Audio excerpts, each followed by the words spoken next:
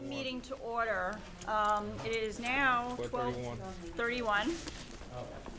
And welcome and thank you for attending today. Keep eating. We were just chatting. I come from an Italian family, so I have no offense if you get up and you want to get seconds, please. And we recognize obviously how valuable the time is. So just, Lisa, you said that we need to be back in that room at what time? 1:15, so we should break here around 1:05. Okay. So we're gonna then speed it up a little bit. So we can take attendance, I think, of the people here. Unfortunately, we're having a little bit of challenge with the phone. So, Therm's here. Any TAC members? We've just, Jan, you want to, just so I can check you off. Oh, Jan Chesterton? Right, just for the record, for the camera, okay. Therma Thomas. Gail Rosemary Ledegano. Okay, Senator four. Norman Markey. Okay, Sandy Sloan for Senator Little. okay. Tom Mulroy. Mike Herzig. Great. Ross Levi. Betty Enriquez. I'm ready. Jamin Clemente. Lizette Montero. Rich Newman. Nancy Elder. Dan Fuller. Pete Carafano. Did we start with? Gail Grimmett. Okay. Do you want to introduce the guests? Oh, Daniel Rock, with 20 Southern Freehold. Welcome. Sorry for talking. No, that's fine. George Lentz, Nicholas and Lentz Communications. Hi, everyone. Natasha Caputo, Westchester County, and the Hudson Valley. Melanie Blunt and Liz Tomlin. Albert Reese with the Jumping Bear Race. Linda Ayers, Ben Partners. Alan Steele, Javits Center. Priscilla Logan, Madison. Josiah Brown with New York welcomes you, and also Board of Directors of the New York State Tourism Industry Association. Rowan Zahuli with I Love New York.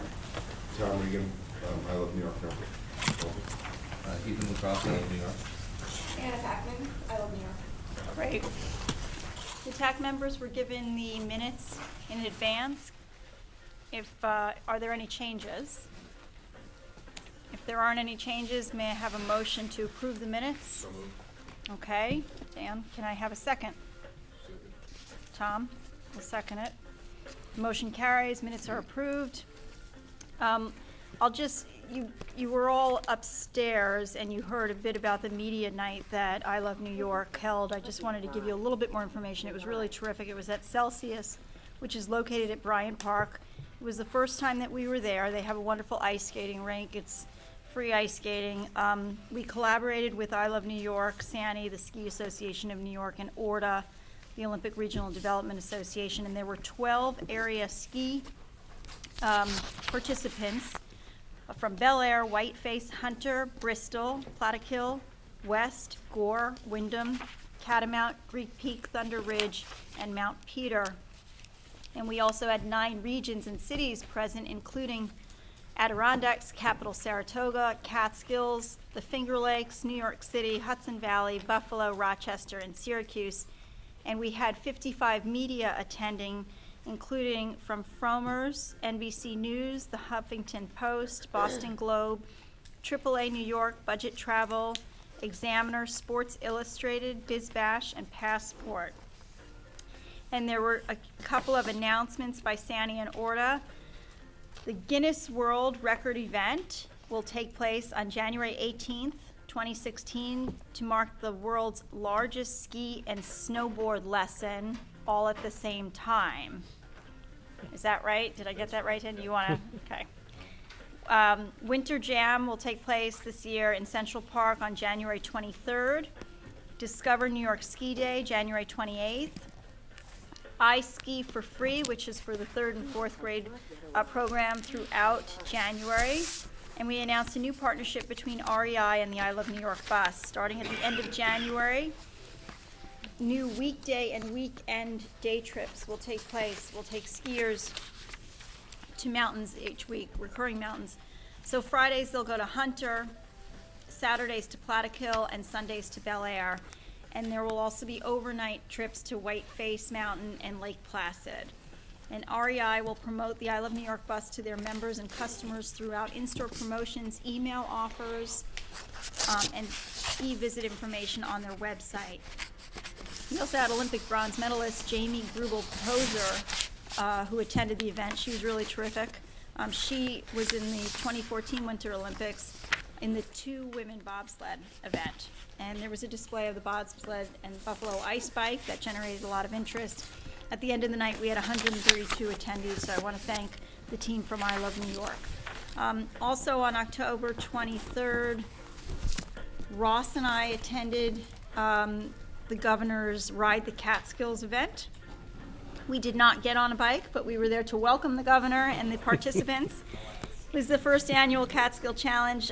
He announced there that the first annual Catskill Challenge, we've done so much with the Adirondack Challenge, but we're going to have a Catskill Challenge this summer in 2016. And that, of course, will be to promote and showcase all of the recreational opportunities that the region has to offer, like fly fishing, paddling, hiking, and mountain biking. He also announced a $5 million Catskill Regional Tourism ad campaign to promote all the Catskills. You will now be placed into conference. Okay. To mute your line, press *6. To unmute, press #6. Hi, I want to welcome those on the phone to the TAC meeting. I'm going to, I think I have to do it in order of, is Barbara Lee, Diamond Steve Spielvogel on the phone? John Ernst? Who's on the phone? Hi, Catherine Nichols is here from New York City. Hi, Catherine. Sorry we missed you today. I wish I could be with you. That's fine, that's fine. Next time. Anybody else? Okay, terrific. Well, Catherine, we were just giving a recap of what we did for the winter activities, and we were just announcing what the governor, or repeating what the governor announced, which is a $5 million grant to the Catskills for a regional advertising campaign. The campaign will feature TV ads, expanded service for the I Love New York bus, a Catskills concierge program with New York City hotels, and extensive marketing to tour operators and travel agents in key markets including China, Australia, UK, Germany, and Canada. He also mentioned a $7.3 million project to transform Minnewaska State Park that will include a new 6,000 square foot visitor center, an exhibit space, classroom space, public bathrooms, and park offices, a new 50-person capacity warming hut pavilion, and improved parking areas and a redesigned main entrance. The new Ride the Catskills Tourism website that features a series of itineraries and trips for visitors to enjoy the pristine beauty of the Catskill Mountain region by motorcycle, car, and bike, as well as through the other outdoor adventures. It connects scenic locations and outdoor recreation activities with dining, shopping, and lodging opportunities in the region. So that's my abbreviated report, and now I'm going to hand it over to Gavin, our executive director, so he can fill us in on all the other wonderful activities. Thank you, and good to see everyone today. I'm going to keep my remarks very brief, mainly because a lot of it has already been addressed earlier in the program. I want to recognize that Commissioner Zemsky has joined us. He's just grabbing lunch, and Lindsay Boylan, who just joined us at the table, has been a great partner at ESD and was recently elevated to Chief of Staff. And we're delighted about that development and look forward to many good things working with her in the days ahead. So. Really, I just wanted to reflect on a couple of things we've done since last we've met, but mainly to digress just somewhat as to thinking about today. We were here a few years ago in 2013. It was one of the first things our team did when I joined as the Executive Director of Tourism, and we put together the first ever tourism summit. And thanks to Christine's leadership and to many of you in the room, at that moment in time, the governor announced record funding for tourism, $30 million. It also set us up for an events platform that we executed upon that entire year of 2013 that led to our ability to create an events program that is much more robust even now than it was then, and it gave us the ability to expand our digital presence, so on and so forth. The excitement that I feel about today is mainly reflecting on the fact that the industry once again showed strong support for what the administration has done in support of I Love New York, ESD, and all of our programming, but also for the work that we've done that's led us to today, and look forward to this afternoon's remarks about our program going forward. It's a very substantial, I think, effort that we've worked to develop with Rich and all of our teammates in the chamber. So that's kind of where the rubber meets the road for me, is when we have the opportunity to think about what things we could do for the industry going forward. Update you on a few things. I mean, really, mainly just want to recognize Betty Enriquez, who's here with us today. Congratulate her on opening the office in Puerto Rico, and many of our teammates, Lizette, Montero, Patrick Drake, others who worked with Ag Markets to establish our presence there. And I think we're all excited about how we can work together to co-promote New York State and Puerto Rico in the future. We had a tremendous show in London about a week ago or so. There was a delegation of some 60 folks that went to London for World Travel Mart. It's one of the largest trade shows of its type, where we meet with travel agencies, tour operators, media, and so on and so forth. We had a lunch there on the trade show floor in one of the side meeting rooms that was well attended. I think almost 40 people attended the luncheon, where we put forward all kinds of information and initiatives that were part and parcel with what we were talking about with our partners. And one of the things that came out of WTM that's really interesting, and I think something that is going to be something to watch, is the idea that the online travel agencies are now starting to think about allocating room inventory to tour operators and working with tour operators. So in the past, what has been difficult is that tour operators will build packages and have no rooms associated with them, whereas the online travel agencies like Expedia and so on and so forth have lots of rooms but don't have any itineraries and don't even have any product. So in the past, it has been difficult for them to work together because commission structures and so on and so forth have made that not tenable. What we learned on this trip to WTM is that it's getting closer and closer, where OTAs will then be supporting built product and itineraries of tour operators with room allocation, which could be ultimately a game changer for us in terms of the way we are able to work with folks. So for instance, the America As You Like It program that we shared with you, that we built with a major tour operator in the UK, they can sell more of that program because they now have rooms associated with it that can be allocated by an Expedia or someone along those lines. So it hasn't really broken through completely. The online travel agencies are starting to work with various tour operators like Thomas Cook and others. But I think it's a very encouraging development for us here in New York State. And again, as the market goes, we talked last time we met just about the way that foreign independent travel is unbundling, and it is becoming much more independent and non-group based. So folks won't be necessarily going around in motor coaches as much as they did in the past, whereas they will be finding their own ways to go around the state, self-driving or taking existing transportation hubs and structures. So that's one of the reasons why I think you heard this morning the focus on transportation and how important that is. Also want to just update you on, Ross and I did some updates for the Campground Owners of New York. That was last week. We also, I think I did an update, the Ride the Catskills, the reason I wasn't there, is the update for the Tourism Industry Association Conference that was in Cooperstown. Just getting round support, I suppose, from the industry about what we're working on, and collaborating with them on ideas and things like this that the industry feels will be important for us going forward, since we have taken on many of the, I guess, the low-hanging fruit. Now it's starting to feel like more and more that the state can take an even broader role when it comes to tackling some of the tough issues that you heard this morning relative to infrastructure, transportation, and other things. Lastly, I'll just comment upon yesterday. Ross and I appeared. Was it yesterday, Ross? It was 2 days. 2 days ago. Monday. When you're in pre-summit, it's hard to remember. Right, they're all blending. But Ross and I appeared to do an assembly tourism hearing. Woman Markey was there, several others. Some very good feedback, but again, broad support for the work that the Tourism Advisory Council, ESD, and all of us are doing.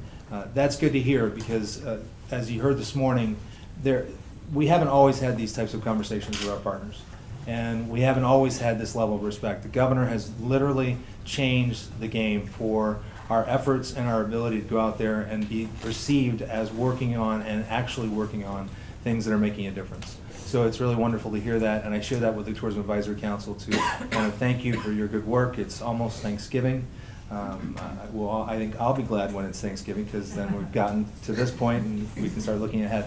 So thank you for all your good work, and that's my report. Thank Thanks, you, Kristen. Gavin. I think we're going to head over to the subcommittees, and we'll start with Jan. Jan, we appreciate your remarks today at the tourism conference, and it captured a little bit of what I believe are some of the recommendations. So thank you for that. Thank you, Christine. I want to just thank the subcommittee chairs, John Ernst, Tom Mulroy, Michael Johnson, Dan Fuller, and certainly Christine has been a big part of it, as well as Ross and Gavin and Lisa Soto. So I want to thank you all for your hard work and input. We are at a point where we have edited and consolidated and drafted down to maybe 9 pages with about 6 pages of attachments or addendums, if you will. So the substance of our advisory is kind of boiled down to 4 different areas, and I'll just go over it real briefly. I touched on 2 of them earlier in my comments. We looked at the needs surrounding the lodging investments and infrastructure in New York State. Our goal was to think about how initiatives, funds, partnerships, and other supports that the state could give and encourage investors and developers to improve and increase the development in the needed areas around the state. We looked at, number one, we looked at the examination of the REDC process and the awards. We looked at the amount of projects and monies that had come out of that in anticipation of the 5th round of awards, and unanimously would be supporting a 6th round, looking at the amount of projects that have come out of that source. So one of them, I guess a comment, if you will, or our possible proposal would be certainly supporting the REDC program. We also had some conversations with hotel executives on a higher level. Why one product versus another? Why not one area versus not another area? While they came out as primarily observations, there was some generalizations that we made. Smaller chain luxury brand hotels is an option for upstate, particularly in the areas that have those destination products like skiing, spa, pool, golf, etc. We also recognize that limited service hotel was an option in upstate as well, particularly when they blended in with a larger urban renewal project, something, and I guess the Syracuse Inner Harbor / Syracuse Hotel project, if you're familiar with that, was kind of one that was looked at utilizing, that this is an example of how it works with a program or a project already underway. Probably the 2, which is the 2 that I spoke of earlier, was the development process encountering obstacles at the local level and as well at the state level, whether it is in their financial, securing finances, getting through local ordinances, local municipalities, and all of the rules and regulations that are hurdles that a potential developer has to jump through. One possible proposal that we are laying out in our, ultimately in our final presentation, would be a state facilitator, I said that earlier, or a liaison position could be created by the state to assist in these projects. Someone who is, and in my mind, I'm kind of a visual person, someone who's on a lazy Susan and just spins around and knows all of the different components and all of the moving parts and can kind of facilitate and help through development projects. And the other one was that could be an opportunity for the state to develop and implement and facilitate, again, tax credits, public-private partnership opportunities, or other incentives that could be used to help bridge the gap between developers and the ultimate financing. Again, it's a whole other area of challenges in the development process. So those are kind of the 4 things that we looked at, had a couple of potential proposals, and as I said, I guess the committee, and speak up if otherwise, we're almost ready to say, okay, here's the end product of the committee's or the subcommittee's work. So that's kind of where we are, and you either take the word draft off it and send it forward, or it still sits here saying draft. Right. Well, with the commissioner here, it's a rare opportunity for you to hear firsthand, I think, what the committees are thinking and how they're, what they're planning to propose, which I believe eventually will make it to your doorstep. Great. For your guidance. and approval, hopefully. No, and I'm sorry I can't stay for the whole meeting, but I, just in the smaller group, wanted to, because I've got to get ready for the second half of this meeting, but I wanted to thank all of you. I know you put a lot of time and effort in, and it's extremely helpful, and we use your input in terms of developing go-forward policies. We all want to grow this industry.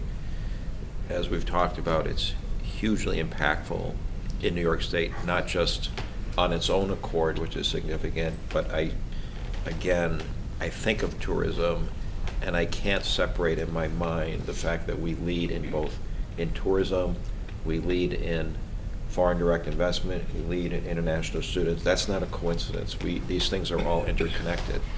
So it's great for the economy. It's fabulous that the governor is extremely focused on tourism. I want to thank all of you for helping to advance also his agenda for the upstate economy. Tourism, of course, is concentrated in New York City. Naturally, it's amazing assets and fabulous visitation, but thank you for helping to drive people upstate as well. We appreciate that. You do great work. I'm proud of our ESD team. They're amazing. We have no higher priority than to continue working collaboratively with the industry to drive tourism. I think my first day on the job, I walked in the door at ESD. I was in my office for about 15 minutes. Someone grabbed me and said, "You got to step in and say hello to the Tourism Advisory Council." So Yeah, we were there for your first day. if I looked, in shock, I think it took about 6 months for the shock to wear off. But it's been great. I've enjoyed ESD very much. I've enjoyed getting to know my colleagues and industries around the state. But you have a well-established track record and brand. The governor is behind you. ESD is behind you. We're proud to be on your team and look forward to working together. So, and thank you for the sandwich. No. Thank you, Commissioner. Thank you. Okay. So, and apologies for getting back to work. Well, as we'll it see were. you back up at Okay. the conference. All right. Thank you all so much. Thank you. Okay, Gail, we're going to send it over to you for the Subcommittee on Transportation and Aviation. Excellent, thank you. So per the last meeting, shortly after Thanksgiving, you're going to get a series of information. One is we're just finishing up the data collection to show the top origins of where people are going to the top destinations within New York. So we all understand where people are coming from and going to. And then also pulling along those sides how many seats are available to each one of the top New York destinations, scheduled service, frequencies, all of that. So we get a good understanding because each region is going to have different needs, and we just need to understand what's there to begin with. We're just finishing, we're in the middle of drafting an informal statewide survey with pre-populated information about air service, rail, access roads, road infrastructure needs, et cetera. And then we're going to send the template out to each of the different regions, and we'll have each region identify up to 3 transportation or infrastructure needs that they feel are necessary to address within their region, because again, each region is going to be different, and so we need to understand what needs to be tackled. And then once we receive the surveys back in the first quarter of 2016, we'll put that all together in a big report with recommendations along the way so we can have something to work from. That'll be very helpful. We heard a lot about transportation earlier, and really, it's almost like we're developing tourism before we're developing transportation, or the need. So thank you for putting it together like that. And Gavin, I just have a question. For the next part of this, when we go up, will transportation, will it be addressed on the piece that the MTA with Donna raised? Yes, the afternoon session will include all of the deliverables that have been proposed to inform our program of work, and to our understanding, transportation is one of the significant deliverables that we look forward to hearing this afternoon. Okay, all right, terrific. Thurman, we'd love to hear your report on sports and special events. All right. Since our last update, we have followed up with the sports commission on some of their deliverables as well as some of our own. one of our tasks was to engage SUNY to see if there was a way to work with them to utilize their facilities to be more effective and be more competitive. We sent a letter to the SUNY Chancellor, Chancellor Zimpher, is that it? Zimpher, requesting a meeting to discuss how to overcome some of the obstacles encountered by the sports commissions as they go through the bidding process, which is probably the most important part, the bidding process. We also talked ways to collaborate that we can mutually beneficial to SUNY, the tourism in New York, and the entire state. The Sports Commission Group has expanded to include representation from North County, Central New York, and Hudson Valley. The Sports Commission have sent us information on the site selection process as it being compiled into a presentation, and we hope to share that with you at our next meeting. We're also compiling a statewide inventory of sports venues in order to determine the types and sizes of event to pursue in each of these regions. The Sports Commission has shared a study with us that looks at sports commission in other states that they will use to develop a proposed structure for a statewide alliance. And other items that we're still working on towards an assistance with the CFA process and a specific FAM tour for sports and event ventures search committees to familiarize them with the venues and supporting assets in NYS. Both of these require a little more thought and planning in terms of how to implement. So that's where we're at with that. Any questions? Yeah. The meeting before the next meeting in January again, sometimes is there a date picked out? We haven't selected a date yet. No, we have not. But we will be getting together. Yes, we will. Well, one of the things that came up in the conference, which I think kind of bubbles up from when we were having our meetings, was the need for a funding stream for, the applications. So let's hope that will get addressed. If not this time, then we should put it on the agenda for next time. Okay.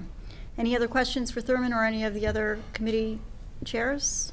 The final deadline for all the reports to be in, is there a deadline or is it just a work in process? I think, it'll be ongoing. I think that, the next meeting would be great if we can just have an update. There'll be new issues, so even like today at the conference, the new issue that was presented by, Donna from the MTA, by Jim McKenna from, that wasn't really a new issue. That was something that we've been talking about in our committees. But I think we should keep the committees and the subcommittees going as we can develop more areas and But as far as the reports, they get submitted to who, by when? Well, I would say, Lisa, when is our next meeting? We have a list of the next meetings. It's January 16th, I think, or January 25th. January 25th. I would aim for the 25th, especially for your, the hotel infrastructure, because that one is almost done. And that would go to, that goes to It's going to it's going to come here to TAC, and then it'll go to the commissioner. Okay. Any new business for TAC members? Okay. So in your packets is a list of all of the meetings for 2016. So you can let us know if you have any problems with them. Lisa's taking care of that. The media nights are really good. I've gone to two of them now. They're actually very well received, and they're actually a good event if anyone did those. Terrific. So our next meeting will be on January 25th, and it'll be in the city. So with that, I wish you all a happy Thanksgiving and holiday season. This meeting is adjourned, but we will see you upstairs. Okay, thank you.